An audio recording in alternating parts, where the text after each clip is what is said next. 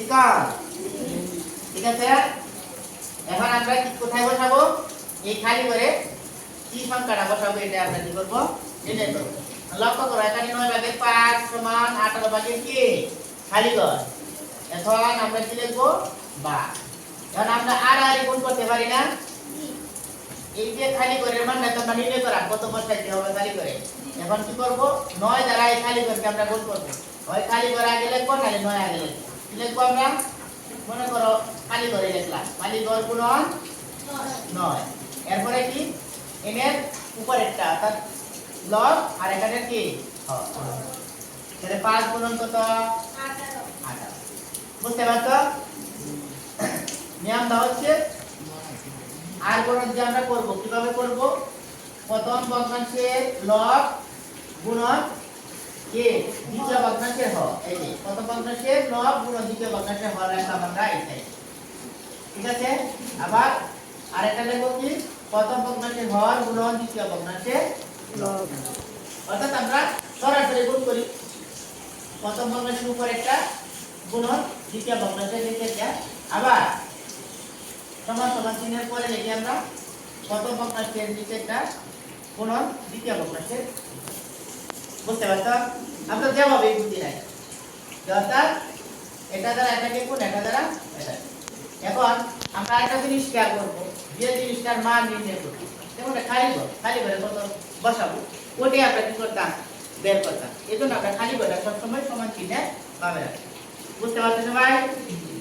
আচ্ছা, লক্ষ্য করো, এখন খালি ঘর যে মান আমার কি করতে হবে? বের করতে হবে। এই 9 দ্বারা কি করবো? এখন ওই 5 গুণ 18 এর কি করবো? ভাগ করে দেব।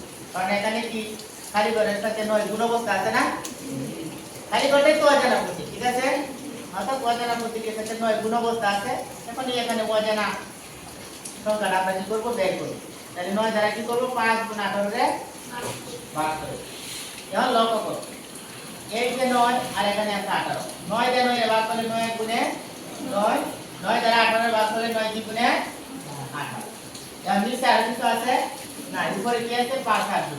5 আর 2 আমরা কি করে দেব? গুণ করে দেব। সুতরাং 5 2 গুণে কত? 10। নিচে আছে 1 দিয়ে 10 এর ভাগ করলে 10। খালি করে মান কত পেলাম? 10। অর্থাৎ এখানে কত বসবে? অর্থাৎ আমরা লিখব 9 ভাগের 5। উপরে কত? 5 আর এখানে খালি করে কত বসবে? 10। আর নিচে কত? 18। এখন খালি করে আমরা কত পেলাম? 10।